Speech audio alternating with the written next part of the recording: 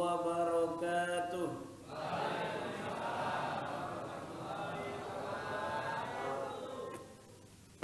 Alhamdulillah, alhamdulillahilladzi amarna bislahi ma'isatina linailis sa'adah wa ridha. Rabbi israh li sadri wa yassir li amri wahlul 'uqdatam min lisani yafqahu qawli. Allahumma faqihna fid-din, amin. Allahumma faqihna fid-din, Allahumma faqihna fid-din wa 'allimna at-ta'wil. Allahumma barik lana wa ballighna Ramadan walhamdulillahi rabbil alamin. Amma ba'd, faqad qala Allah ta'ala fi kitabihil aziz wa huwa asdaqul qailin. Bismillahirrahmanirrahim.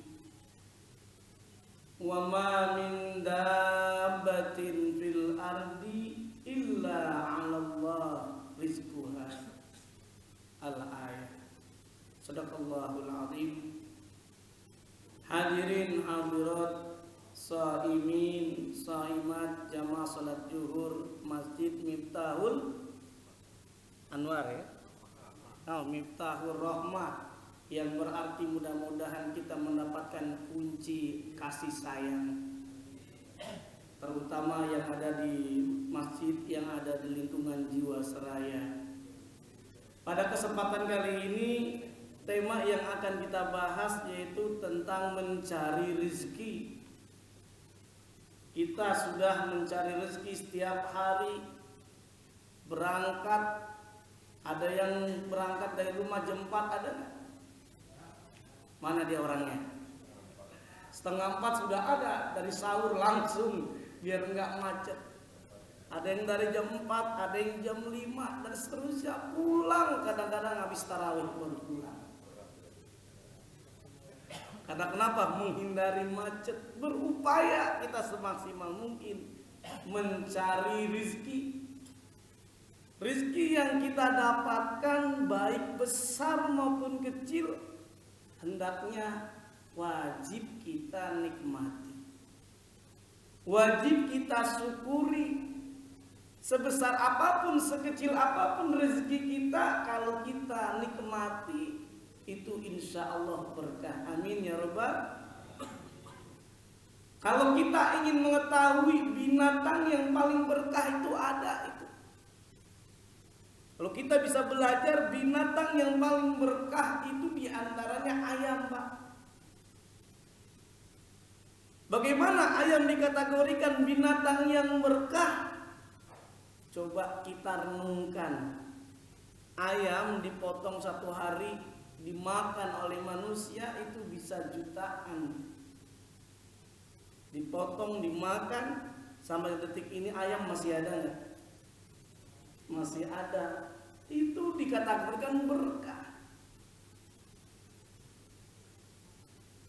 Apa yang dimaksud dengan berkah? Berkah itu di dalam kamus Mu'jam Al-Wasit karya Dr.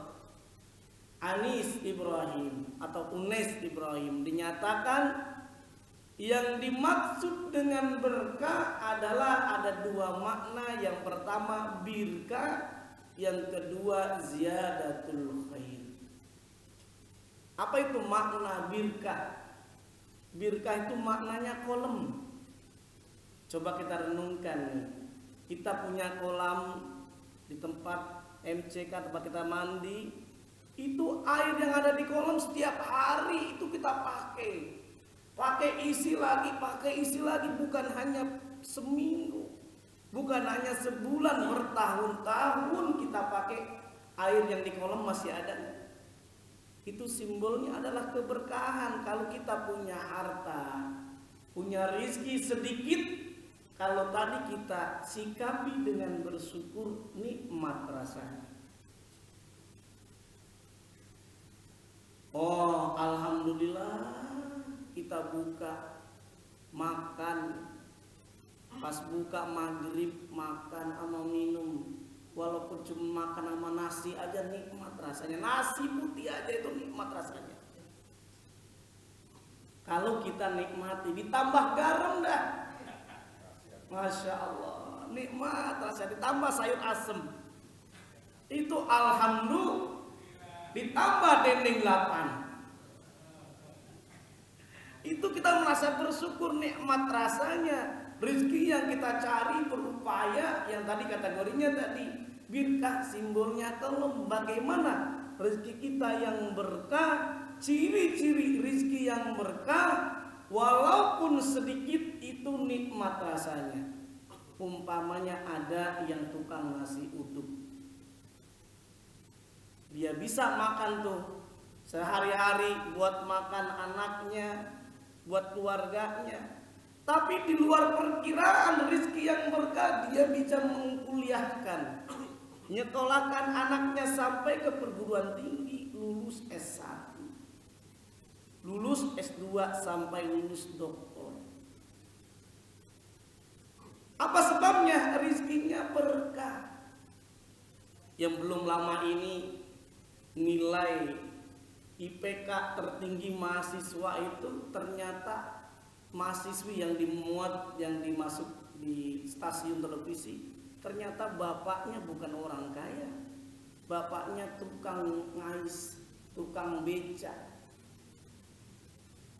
Apa sebabnya? Tadi dia nikmati, dia syukuri, sehingga menjadi rezeki yang berkah.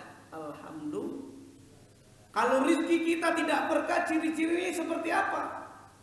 Kita punya uang banyak, punya perusahaan 4, rumahnya bertingkat, ya kan, istri sampai jumlahnya 4. Tapi sayang rumah tangganya kiamat, kira-kira berkah atau tidak? Ini dikatakan tidak berkah. Kita sudah berupaya semaksimal mungkin bekerja banting tulang, tapi naudzubillah, Anda boleh jadi di antara anak kita, teman anak teman kita, saudara kita, mereka anaknya mengkonsumsi narkoba, inek, miras, PKB,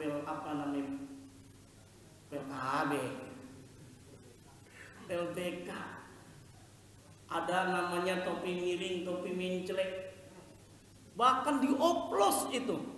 Bukan hanya minuman keras, pakai baygon.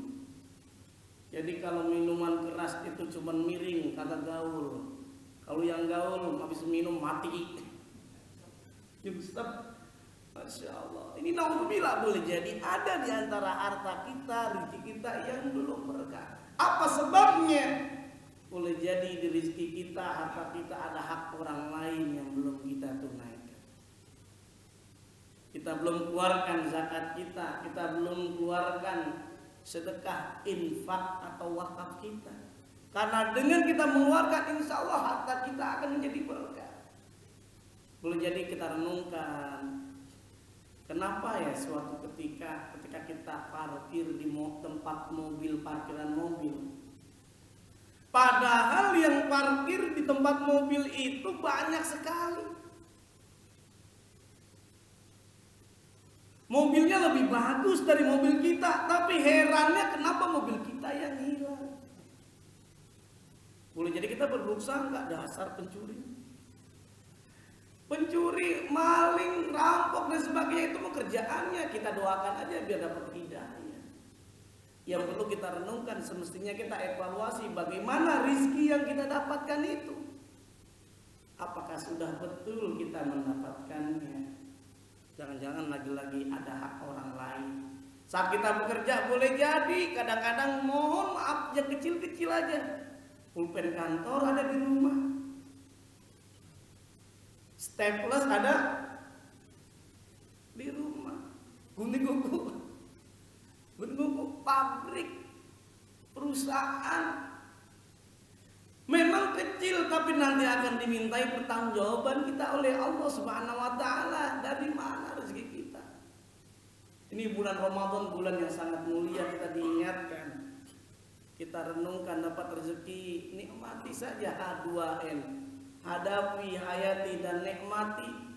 Kalau kita saat mencari rezeki tiba-tiba tidak sesuai yang kita inginkan, yang kita harapkan, kita harus bersungguh-sungguh bersabar.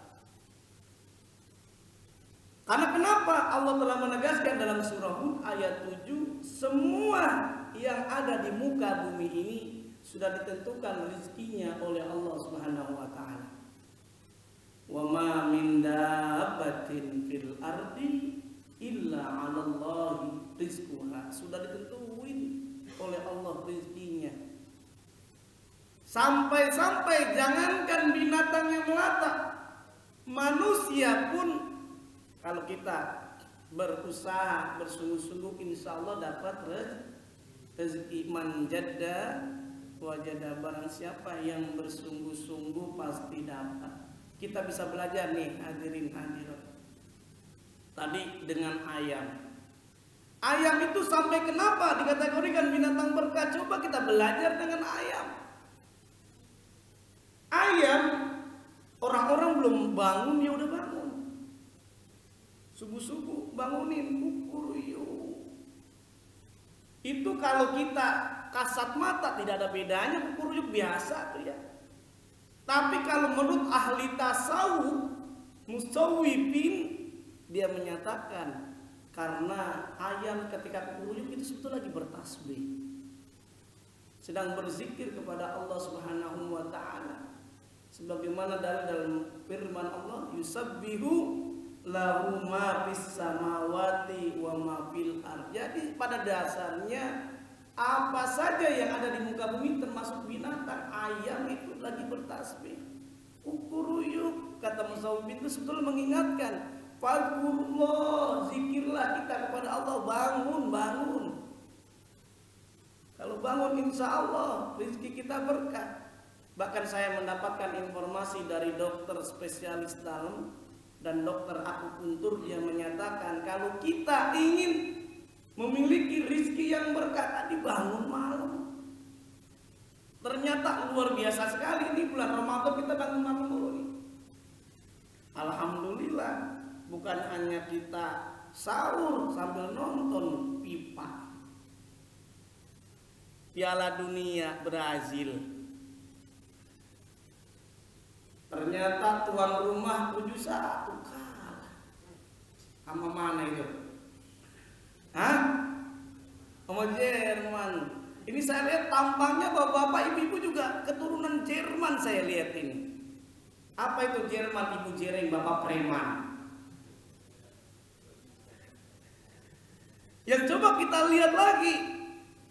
Oh, ternyata dikirain pas waktu final Jerman melawan apa hadirin hadirat?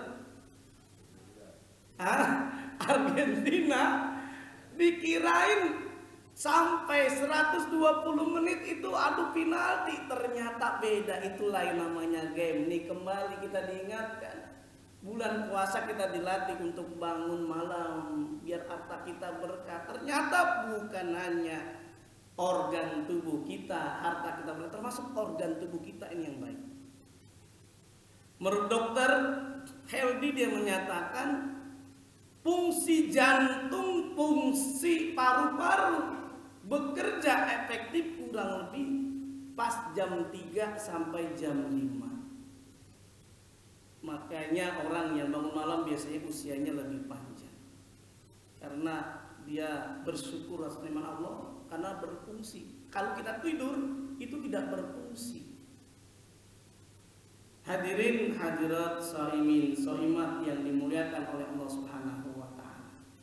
Nah, termasuk juga kalau kita lihat jangan seperti bebek gitu.